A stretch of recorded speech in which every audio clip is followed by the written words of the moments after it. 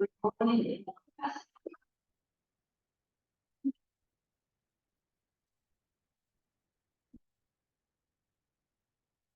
right, so once again, good evening. Welcome to the February 28th, 2024 City of Lakewood, Washington Comprehensive Plan Open House. This is our third, and I will be walking through a presentation here, and then we'll be opening up for questions on the presentation itself if you have any. But then after that, please, everybody that's here in the room, you're welcome to wander about, ask questions, provide your feedback. And then for people online, we don't have the chat open this evening, but we do have the Q&A. So if you have a question, we'll be collecting those while I'm talking, and then we'll provide an opportunity to give you some answers there.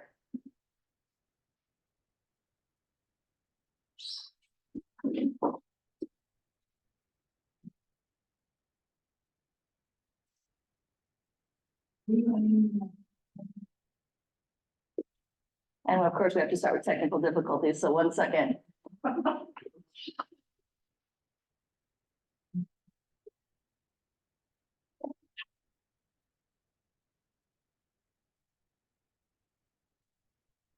All right, there we go. Sorry about that. So as I mentioned, we are here regarding the city's comprehensive plan. What is that?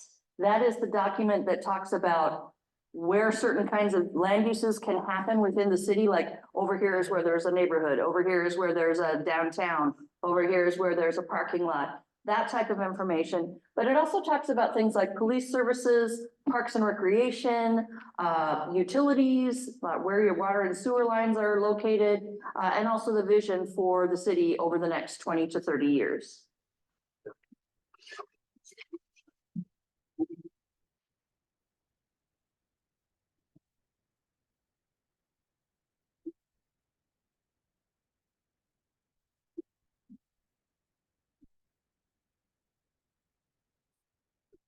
All right, so I just mentioned a little bit of this, but this is a document that is supposed to be guidance for the city council, for all of the boards and commissions that the city has, as well as the general public, about what Lakewood is all about and what it hopes to see itself become over the next 20 to 30 years.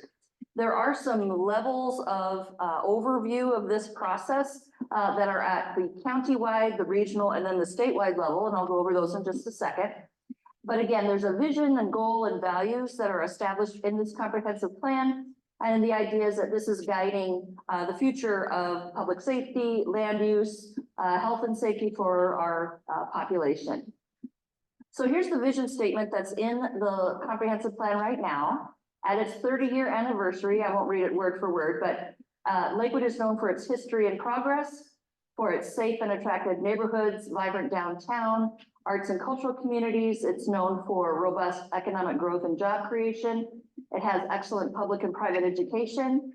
It's known for its natural environment, including lakes and parks. It has excellent delivery of municipal services. It is embracing the diversity of the city and its population and cultures, and also is supportive of the military, JBLM in particular.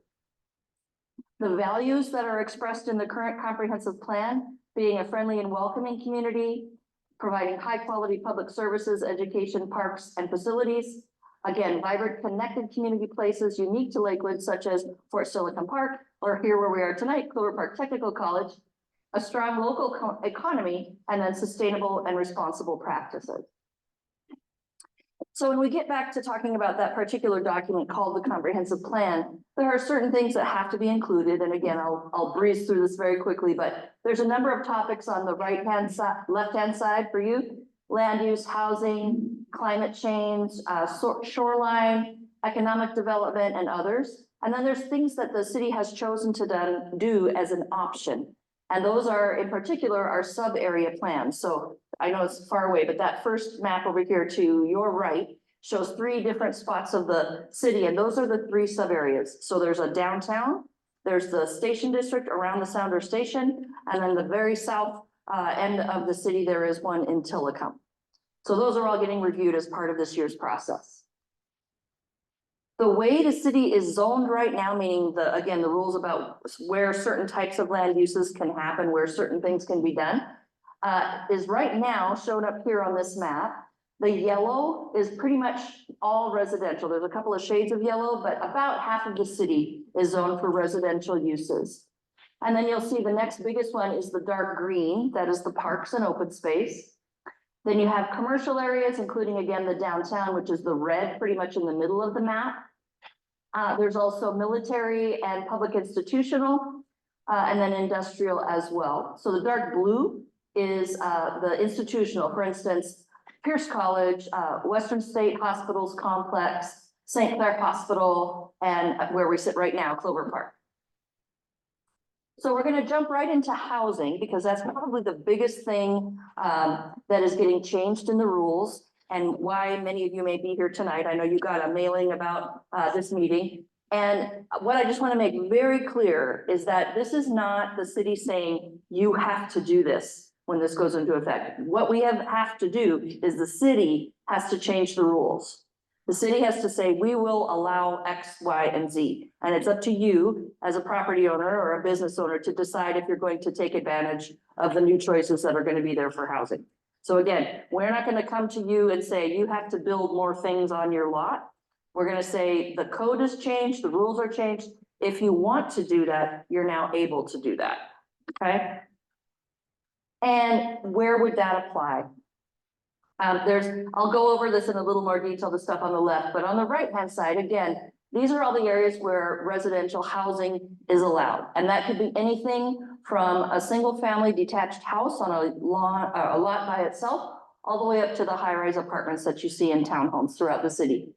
So these are the parts of the city where there's going to be the most changes allowed under this new plan. What you see on the left is something that was done last year. State law has changed quite a bit over the last few years and is now requiring that the city do more about emergency housing, permanent supportive housing, and transitional. So basically subsidized supportive housing for people. Those are now allowed everywhere in the residential zones. And then in addition to that, along the commercial corridor that you see south Tacoma Way and Pacific Highway, and then the downtown in red, and on the far east side of the city, that top edge there on the right of the map, and the very north end, right before you get into University Place, there are commercial areas now where hotels and motels are allowed. That is where emergency shelters, permanent supportive housing, transitional, and rapid rehousing can all happen, in addition to the spots that some of those can be in residential areas. What I'm going to keep talking about now is housing and how this may apply to you in the lots that you may live on or own. The state, and that's the smaller number down on the bottom on this slide, has figured out between now and 2044, in order to be able to provide housing that's affordable to people, meaning that you're not paying any more than 1/3 of what you make every month, there needs to be 1.1 million new housing units built in the next 20 years. That's the goal, not saying that's going to happen, but that's the goal statewide. The larger number in the charts up above, those are the numbers for the city of Lakewood.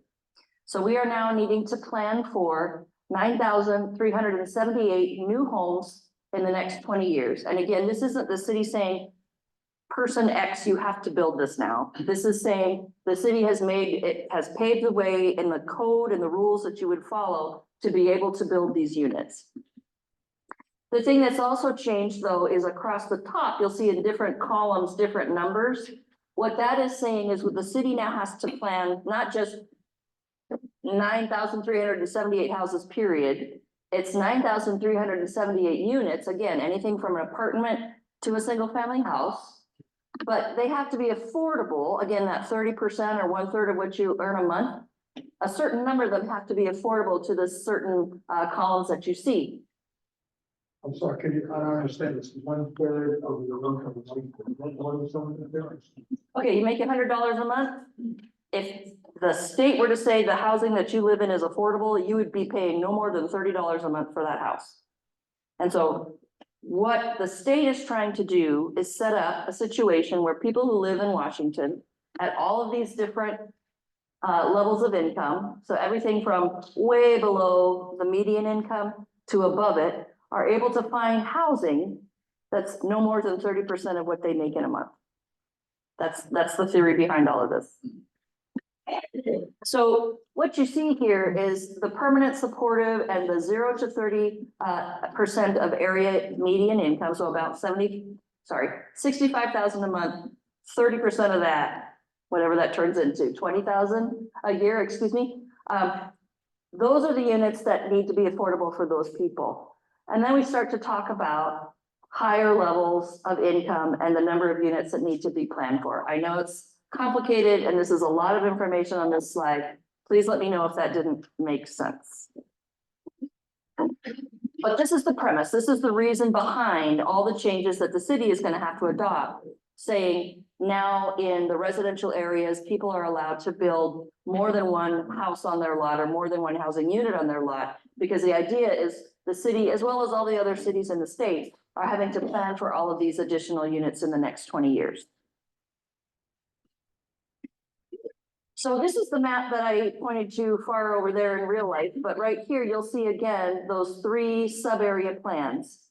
The downtown and the Lakewood Station District is where a lot of the growth has already been planned to go. So rather than say all of this stuff has to just be evenly distributed across the city, the hope and the vision for the downtown is that there's going to be about a quarter of the city's growth happen there. And about 20% of the housing units for the city come into the station district. And so, yes, that will mean condos, townhomes, apartments, more so than single family detached. But the idea is that those two areas will be more dense, more people per acre, more people per lot maybe, than the rest of the city will be. So one more time, what I'm trying to express tonight is just filling you in on the fact that the rules are changing, but it's providing opportunity for you as a property owner to be able to build an ADU or build a middle housing unit or something like that, should you want to. It's not like we're saying you have to do this and we're going to come check on you and make sure you did. No. The rules are going to go into effect in early 2025. The city council will be taking action probably this fall. It just depends on how long this process takes. But the effective date will be early 2025 for these new rules. So what are the types of units we're talking about? Everything in between the left-hand side and the right-hand side. So those middle housing things have been defined as duplexes all the way up to sixplexes, townhouses, stacked flat apartments, courtyard apartments, and cottage housing. So it's all this stuff in the middle that there's really not a whole lot of in Lakewood, let alone Pierce County, let alone the state.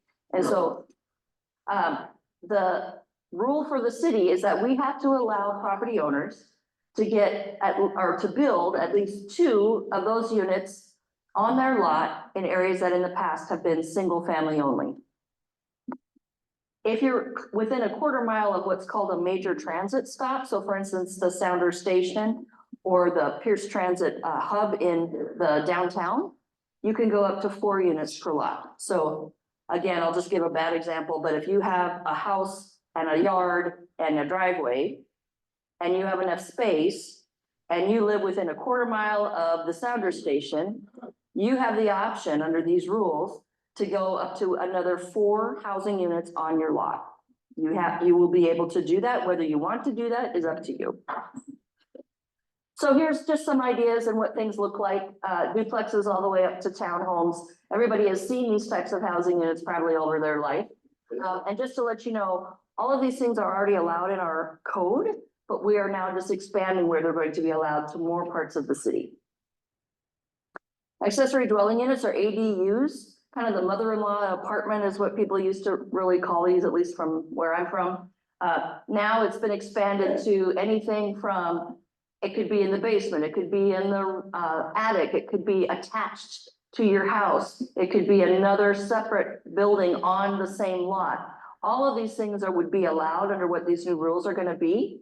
And again, in the areas where in the past there's just been 1 house per lot, the rules are changing to where either 2 or 4 of these could happen, depending on where you're located in the city. And again, you've seen this before, but here's an example. It's a separate unit, but it's on the same lot as the main house. Or here you've got a separate entrance in the back going into a basement accessory dwelling unit. The thing that's an issue for us, and one of the things we're hoping we can get some feedback from you about, refers to that big map over there. And I'll show it up on here as well in a moment. But we have, as you all know, as residents of Lakewood, in particularly some of the older neighborhoods, pretty narrow streets, and people are not supposed to be parking on the roads, right? However, with the way state law has changed, the city has to allow some things to be built without any parking on the lot. And so the question becomes, where are these cars going to go? Part of the theory from the state is that these people would not have a car and they would be walking to a bus stop or walking to the train station. How realistic that is, I'm not going to comment on, but that's the idea. And so what we're hoping to get from you is feedback regarding what do you think about allowing on-street parking in a neighborhood, allowing whether it's residential parking permits or it's something else to happen. We're trying to get feedback and gather that as part of this process tonight. So here's that map I was just pointing to. And just to give you a sense of kind of finding where you live and whether this applies to you or not, all of these weird red lines are the streets that right now are designed or are sized to where a car couldn't fit on it and have people drive by, okay? The colors on the map, this blue that you see, this is where we're pretty sure, we're pretty confident all of these new rules about additional housing units, whether it's an ADU or a middle housing unit, will happen. The gold, for instance, up in Oak Brook or maybe over here on the eastern side and then a little bit more down mid part of the city, that's a maybe. And that's in part because of CCNRs, or if you have an HOA that's got rules on how many houses can be on the lot, that may actually trump the rules about adding more units per lot. That's a question to be researching. And then the other one I'll point out is these weird, they kind of look like just green, yellow blobs on the map as far away from it as you are. But this is areas of the city that have Gary oaks or white Oregon oaks and are considered critical areas. And under the state law, that is also not where this rule would apply. So if your house is in an area that's got this kind of stuff on top of it, chances are, this isn't guaranteed, but chances are this rule would not apply there. However, if you're over here in the blue, it will be applying to your lot. Gary oak. It's it's an endangered species. It's here. Garry. Oh, okay. So before we break and start asking questions, let me just get through this part if you wouldn't mind. Just indulge me, please. Climate change is another big issue that we're talking about, speaking of trees, as part of this process. And so if you are someone that's concerned about the changing climate, what's happening with water level rise, for instance, or drought, higher temperatures in the summer, this is where some of the planning that we have to now do applies. So there was a study done a few years ago about the greenhouse gas emissions in Lakewood. And in essence, about 20% come from residential buildings, almost a quarter from commercial, but most of it comes from transportation. So all of us driving around, this is where that carbon dioxide up into the atmosphere comes from. But just know that this number includes the I-5 line through the city as well as the 512 interchange. So how much of it is actually happening local and city driving is another question. So this is another part of the update that we're going to be doing. There's been a draft put together by a steering committee. So if you happen to be one of those people, thank you very much for your help.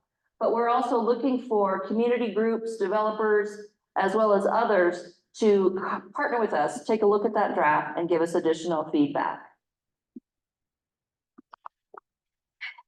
So here a little bit more detail about what is being suggested. Trying to figure out how to come up with a quote urban forest. So how can we increase the number of trees in the city, particularly in those areas that don't have very many right now? How can we get ready for, again, drought conditions? How can we get ready for higher temperatures where people, for the most part in Western Washington, do not have air conditioning, for instance? So how do we prepare for that? Those kinds of topics are all included in this portion of the plan that we're doing right now.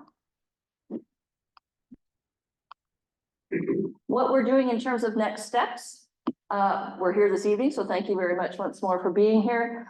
In May is when this is actually going to kick off in public testimony. So if you actually want to get in either on your own or as a part of a group to provide comment formally to the city, May 1st is when we're going to be headed to the Planning Commission. They're going to get their work done hopefully by the end of June.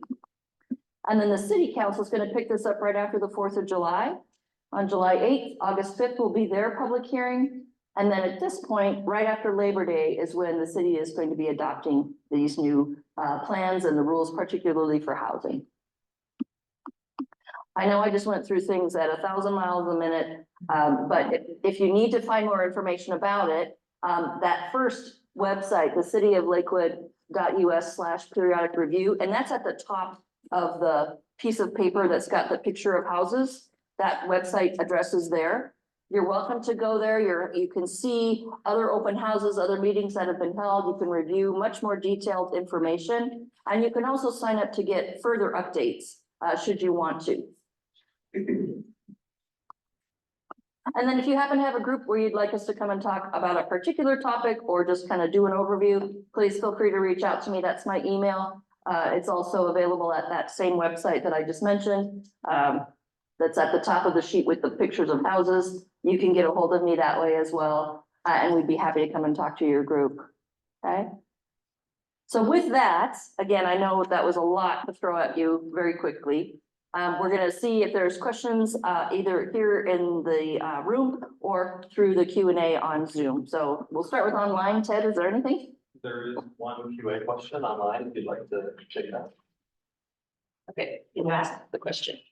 Sure.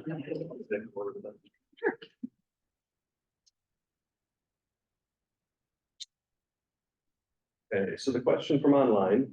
At the last meeting, you said only developers of multifamily housing will have tax incentives. Cities like Portland and states like Vermont, New York, and California. Hello, check, test that. Good. Sorry.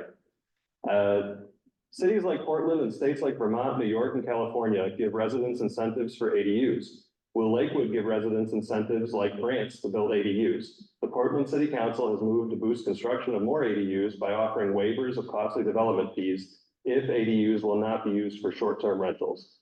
Will the city of Lakewood offer such incentives? As of February 28th, 2024 at about 10 to 6, the answer is there will not be incentives. However, that is not a done and complete answer. What we are having to talk about actually as part of this discussion, that question mentioned short-term rentals and whether there would be short-term rentals allowed in accessory dwelling units. Right now, there's only so many ADUs in the city. There's about 140. We are assuming that there will be additional people wanting to build accessory dwelling units once they're allowed to on their property, up to 4, depending on where they're living, right? And so the question for the city council is whether to allow short-term rentals or not, because parking, like we were just talking about with the narrower streets and not maybe enough room online for, on the lot for people to park. So they will be talking about that. And if you have feedback about whether accessory dwelling units should be vacation rentals, please give us that feedback either tonight or as you see fit.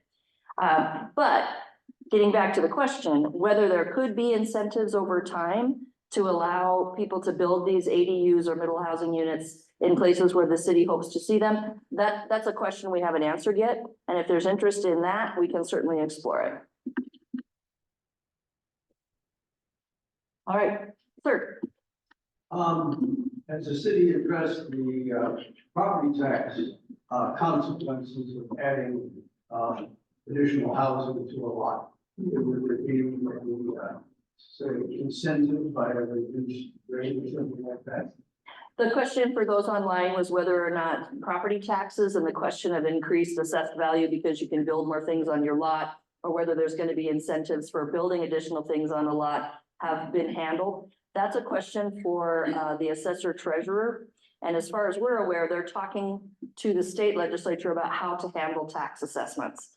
Because yes, right now, if you live in Oak Brook, I'll just pick on Oak Brook for a minute, and you've got one house per lot, your houses and your lot is worth a certain amount of money. But if you are able to start building additional units on that lot, once upon a time, before all of this weirdness started in the state legislature, that would increase your lot value and your potentially your tax assessment as a result. This is such a big sea change happening all at once. We're not sure what's going to happen with tax assessed values yet. So absolutely, we're still trying to track the answer. We just don't have one this evening. Now you have a question? Yeah, so there's been a lot of talk, or you've given a lot of talk about the broad strokes of density and how fast Lakewood is trying to respond to that. But what about what controls are in place to steer the style of density that we're gonna have? I mean, are we gonna have, or allow rather, just these straight block buildings that are thrown up in 3 or 4 weeks and with no consideration?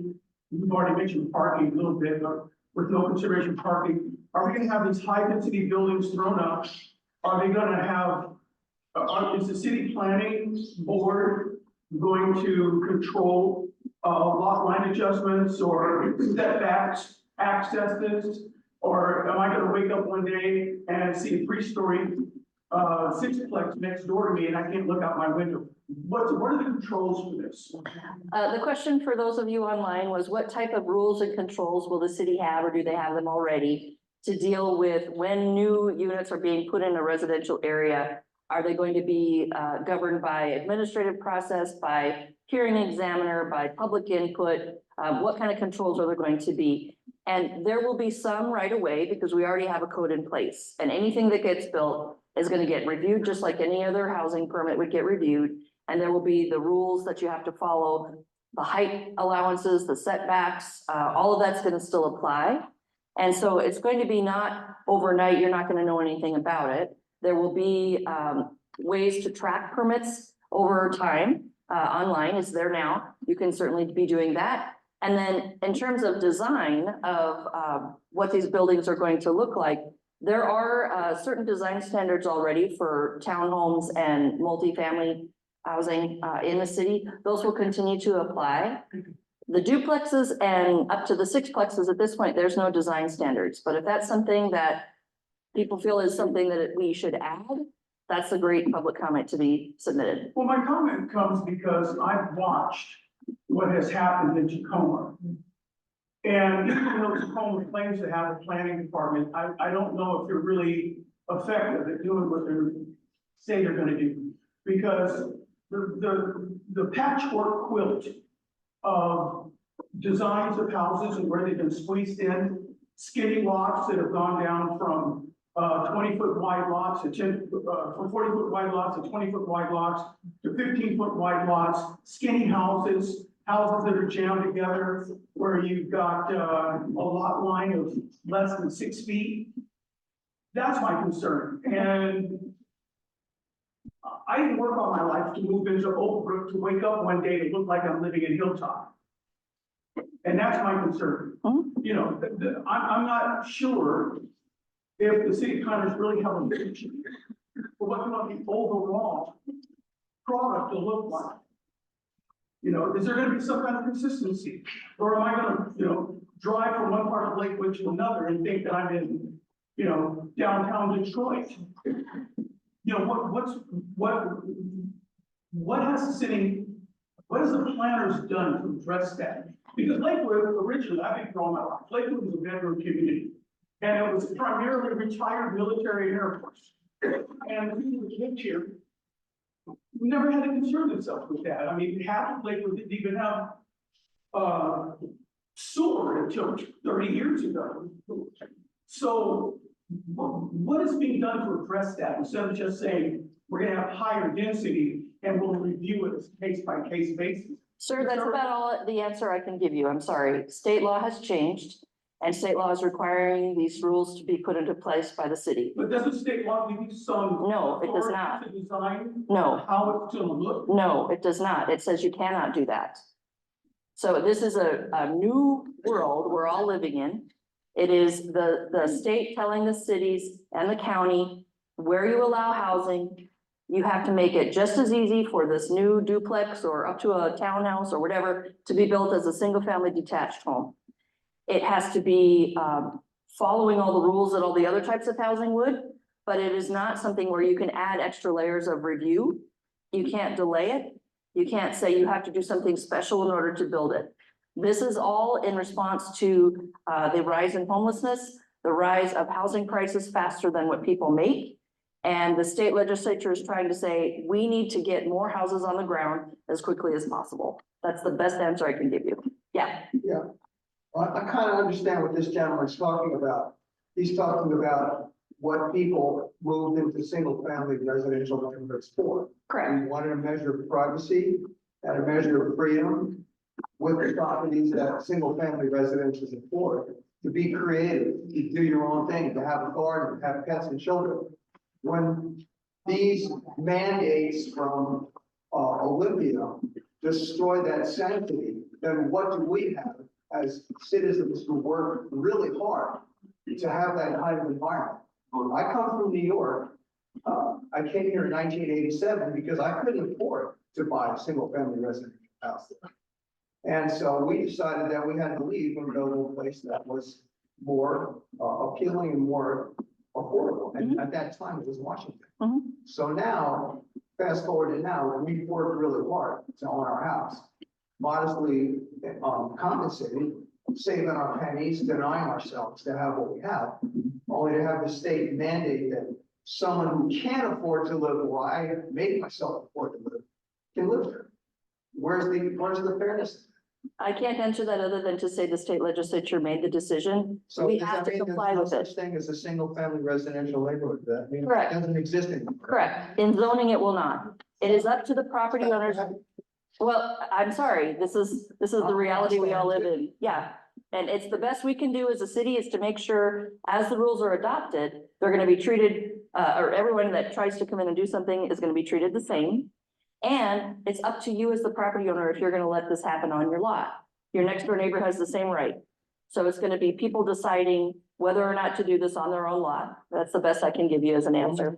What is emergency and transitional housing? Emergency shelter, if someone is on the street and needs shelter overnight, that's emergency housing. Transitional housing, they're in it for a little bit longer and they're working their way towards some sort of other housing arrangement. Yes, ma'am. Great. Go ahead.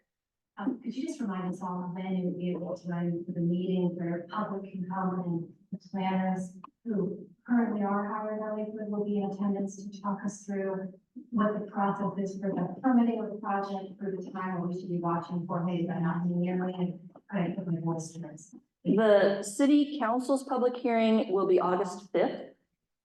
The planning commission's public hearing will be in June. And I'm sorry, I don't have it in front of me, but it's on that website. I'm sorry. Yeah. Yeah. What's the minimum, or is there a minimum lot size for an additional dwelling? There is, it's, I believe, 2,000 square feet. And then there's another rule at 6,000. Go ahead.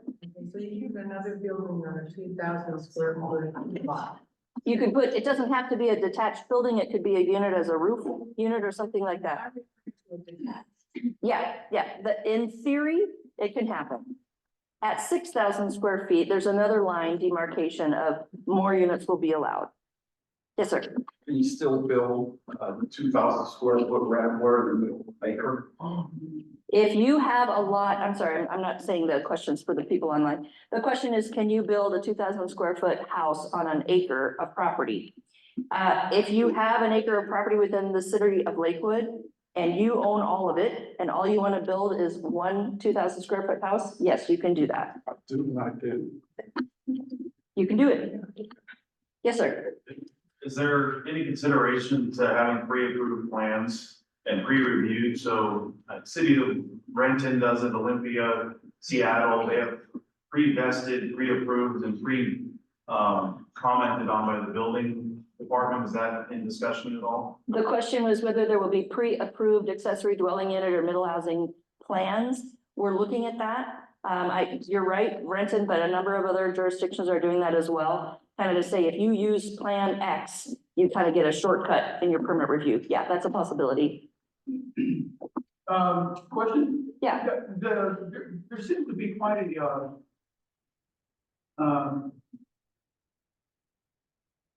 increase, so adult family homes are popping up all throughout Lakewood. Do those also count towards the density requirements? The question was whether the adult family homes in Lakewood count toward density. Do you mean are adult family homes, are they able to add more lots on the, What they are. No, it's these homes that have been converted. I know exactly what an adult family home is, sir. So there's usually 3 to 5 people in there. Correct. Does that count towards the density?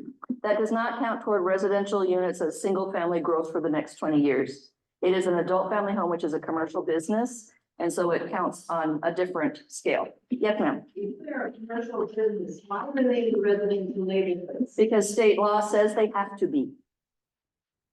They are a residential use. They're in a residential house, even though it's a business. That's the way they're defined. And they don't pay any more rent than I do? I mean, not rent. They pay business tax and yes, they do. Where can I find the, what those are? The question is how to find out information about adult family homes. The State Department of DSHS, Department of Social and Health Services, have a whole section about adult family homes and how they're regulated. So if you were to look up Washington State DSHS, you'll be able to see the information about adult family homes. And so, because like in Overbrook, they're buying up every ranch style, 1-story house that comes on the market. There's additional parking, there's parking on the street constantly that you're indicating that it's not allowed in Lakewood. So why is it being allowed? If that's, They put in a few more of these homes, the Pierce Glass. I mean, the fire truck is in front of our house every other day. so How the, can they handle that? And they keep putting more in. the adult family homes are allowed by state law. The parking on the street is not allowed by Lakewood City Code. It's a question of enforcement of parking rules. And that is something that our Lakewood Police Department is supposed to be doing.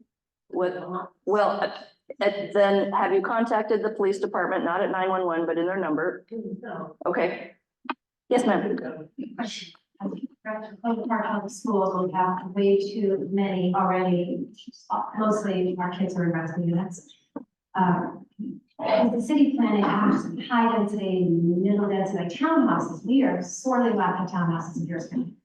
Is there a way to navigate this so we can have more buy-in, so we got families in, so we need to boost in our school district, ownership still, not just more people popping off little rental units here and there, and one day you wake up and see, double EDU on the back of the building. I understand what you're saying, because that's not going to buy longevity in the community and stabilize, like. So the question was whether there's incentive or encouragement of ownership opportunities rather than just rental with densification. And the answer is yes. This whole idea of middle housing is to do more home ownership opportunities. And it could be the ADU that you buy. I mean, it doesn't have to be a rental. It could be the townhome or the duplex, triplex, whatever it is. And that is also a conversation that the city is having, is whether to encourage somehow, whether it's fee reductions or some other incentives to encourage sale of those properties or purchase of those properties rather than rentals. Yes, sir. So with these ADUs, is there any type of plan where they're gonna make sure that some are not short-term rental? Or that's the, is there anything now where you have short-term rentals, you have to go to the city to do that? And are they gonna make sure that as people build these, they're gonna be for long-term rental, not short-term rental, actually have a population that would grow? The question is regarding whether short-term rentals are going to be allowed in the accessory dwelling units that would be built under these new rules and what the rules the city has right now, if any. Yes, the city right now does require a business license and an inspection before a short-term rental opens as from an ADU. But the short-term rental question is exactly one of the things that the council is going to spend a lot of time on this year, because there is this potential for quite a few to be built, accessory dwelling units to be built. And then does this become a vacation rental, a party house, whatever you want to call it? Or does this remain as a long-term rental for somebody to actually move in who can't afford the larger house down the street. This is their opportunity to be living in a house rather than an apartment, for instance. So that was, I don't have an answer for you tonight, but that's one of the things council's talking about. Any other questions? Yeah. Yeah, back to property tax, where are you gonna know if that's gonna affect what our property taxes? We are waiting for an announcement from the assessor treasurers as to how they're gonna handle it. So we'll publish it as soon as we know. Now, what's gonna keep people elderly people on a fixed income from being property taxed out of their house? If they're saying, okay, you can put 3 places on here, you're gonna get taxed for that. Very good question, and I hope that they're considering it. That's the best I can say. So has anybody brought it up Yes, yes, and talked about? yes, absolutely. Yeah. Yes, do you have any details on placement, for the downtown area? Where the, middle housing would go? It will be on those lots that would be otherwise single family, so not right in the middle of like the town center mall. There's some high-rise apartments that are gonna be coming in there, but the outer edges of the downtown shape, it's the gold one on that map far away, and I know that's not close. No. If you were to build, residential units on top of a store, for instance, on top of a retail use, that's one way to do this. But in terms of commercial go away, we're gonna bring housing in instead. That's not happening. It's more, if it's empty, maybe it's housing. Hopefully it's mixed use, meaning commercial and housing. And then there's the existing businesses that might choose to do something where they add some height to their building and add some housing units there. So is the discussion that's outside of this, I realize that the borders will still related to the movement of, creating more middle housing? You're talking about the Barnes and Noble in the downtown? Yeah, so the question was whether these rule changes are related in some way to what's pending with the Barnes and Noble and that parking lot behind it. Just so everybody knows, the Barnes and Noble will be relocating hopefully to another part of the mall. And that parking lot and the space where the store is going to become a residential project. It'll be, I think, about 300 units. That is separate and apart from these rules. Low income. They will be affordable housing units, yes. Yes, So if someone making any income would pay only 1/3 of that income in rent, could they move into any available rental unit? Yes. in Lakewood? yes, So in other words, if somebody made $100 a month, they could move into a rental unit that might previously have cost $2,000, $2,500 a month. They could do that, and they only have to pay $30. no. I'm just, that's where I'm confused. Okay, the question was about the affordable housing issue and how that's defined in state law. Affordable housing as a concept, as a definition in the dictionary, is you pay only 30% of what you make per month for your house. Very few of us, quite frankly, pay less than 30% of what we make to our housing in Pierce County, in the Puget Sound, in the city of Lakewood. For most of us, it's more than that, just because the reality is, again, housing prices are going up faster than people's incomes. The idea is to get to a point where there is a choice where you can do that, where you can get to 30% of your income. We're nowhere near it. It's gonna take a long time to get there because all these additional units have to be built in order to have enough supply for this 30% goal to happen. While I'm not in any way saying price or rent controls, I'm not in any way saying someone walks into somewhere and say, your rent you want to charge is $1,200 a month. I only make $1,500 a month. You have to lower my rent for me. No, that is not what's happening here. The idea is we're just trying to build more units on the ground so more people can afford it because there's more of them, and the supply and demand song happens, and we see what happens in the end. Yes, sir. What about building in, air corridor? Is there gonna be a restriction there, or is that gonna be, is a state law overriding the safety of the air corridor? Or is the air corridor trumping the? Yeah. The question is regarding the city's air corridor, which is over north of the North McCord Field flight pattern. There's the clear zone, which is on McCord Field, and then there's air corridors that are just to the north, and they're in the city of Lakewood. So basically right here. There are restrictions right now on the fact that no new residential houses can go there, and that's gonna stay.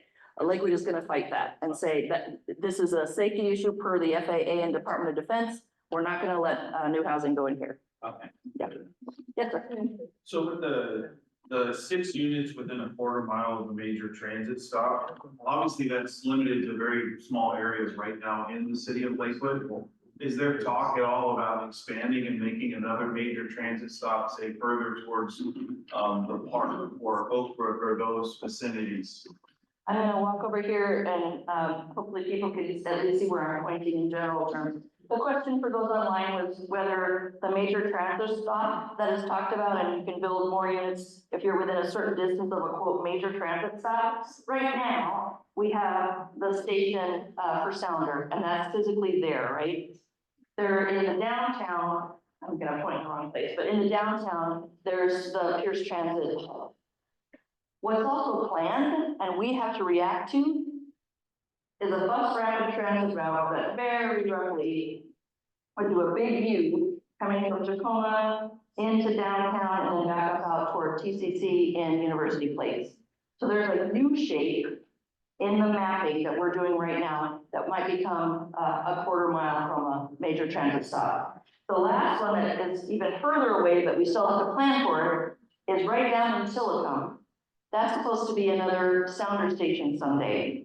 And so as a result, down here, we're supposed to be planning for, again, that many more housing units per acre and on each lot, because someday there's gonna be a train station down there, according to the vote for Sound Transit 3, I think.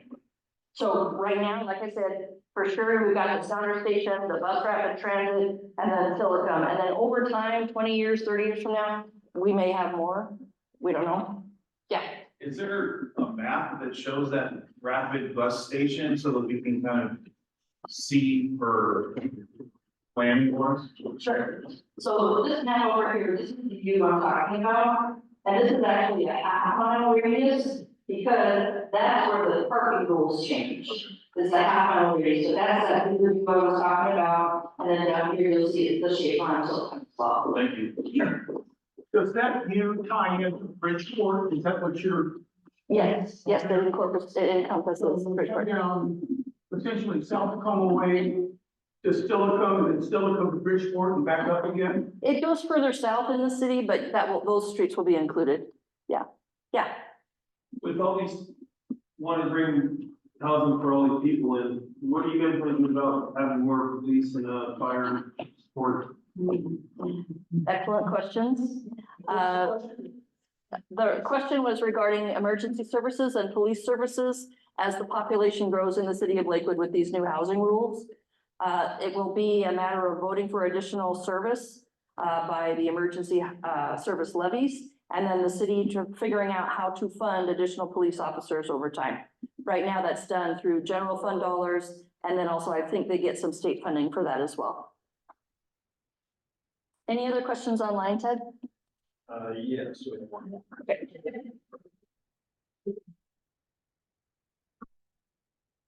As part of the planning phase, is Lakewood preparing for the increase of permits and building in the city and the need for a timely review and response? So I think, are they gonna expand the permit team to handle the load? So for those of you who might be online, the question, if Ted wasn't loud enough for you, was about the need for additional permit reviewers to get through this additional, I don't know how many will come in a month more, but the applications for these additional housing units. The city already contracts with a couple of places when there's an overflow, and so that will continue and grow. And then depending on how much money is collected on fees, that's how staffing is paid for. So it kind of feeds itself. If permit activity picks up, there will be funding for additional planners and also for additional contract services that we may need to have. Yes, sir. With the plan of this much growth, is the city work, like the school district, to figure out locations where there's gonna be potentially a need for other schools that are gonna be or is that somehow mapped out already? That's not mapped out yet, but that is part of what we're going to be doing over the next 5 years. Yeah. Yes, sir. You mentioned something about Barnes and Noble site, and that because homes or Affordable housing units, yeah. housing? Will the city subsidize any of those places where the people move in, or is it just the, person wanting to move there like a regular apartment complex? And, if they do subsidize it, will the city have any control of no drugs, no whatever else that really creates eyesores? When I was in Seattle, they didn't do much in that area, and it's something that's. The question is regarding whether the city will be regulating the population moving into the housing development that's going to be coming behind where Barnes and Noble is currently located. From what I understand, and this is, please take this with a grain of salt because I don't have all the details. But from what I understand, it's going to be about 80% of area median income and above. The subsidy would not happen directly from the city of Lakewood. It would be from state or federal dollars that would be assisting through vouchers for people who need that to afford whatever the market rate rent is going to be set at. And so there will be a combination of market rent, or market rate, people walking off the street and saying, I've got my check, here's my rent. And then it will be also some percentage, I think it's over 50%, will be people also using vouchers. So basically the same as what Seattle is doing right now. If what Seattle is doing right now is following the same state and federal laws about affordable housing, yes. So. Any other questions? So isn't this really unaffordable housing because we're all gonna be paying for it some way somehow? Yeah. It is the society that we live in today, recognizing that more people are here, whether they're born here and raised here or they move here, and trying to figure out how to do more with the same acreage of land. Or what they came in some other way.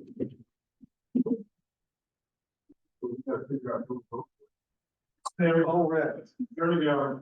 Yes, ma'am. I'm not a lifelong, Lakewood resident, so I might be ignorant on this, but if they're going to be bringing in, I guess, developers and to create this middle housing, I'm not talking about ADUs, they have to have land. Do we really have that much land available that's not all taken up in Lakewood to build these? What is happening is, the question is, where will these new housing units be built? It's not how will land be found for this new middle housing type of development. The idea here in Lakewood is, you're absolutely right, there's not a lot of empty land. And it is going to be probably 80% of all of this building, in theory, over time, we'll see if it happens for real, is going to be on lots where there's already a building. So whether it's adding and building around that without taking it down, or whether it's taking something down and reconstructing, that's going to be up to the property owner and the developer as time goes by. One more question. Why, if the state owns a lot of land, why can't the state take raw land of its own and create this affordable housing situation? They are doing that, and so is Pierce County and other counties in particular. They're looking at the land that they're not necessarily using for anything, so are utilities. If there's what they call it surplus property, they are selling that off to developers to be used for exactly that purpose. It's about 6:30 now. We're supposed to go till 7. So what I would like to do is just invite you all, you're welcome to stay and ask more questions, but for the people on Zoom, we're going to go ahead and stop. And then there's also, again, these opportunities to talk to others in the room. Really appreciate you being here sincerely. Thank you for your feedback tonight. We're going to record it. And if you have other comments, please feel free to share that as well. When's the next meeting? The next meeting will be May 1st with the Planning Commission. And public comment is available. Yes. Yes. Thank you, everyone. Thank you for being here. Appreciate it.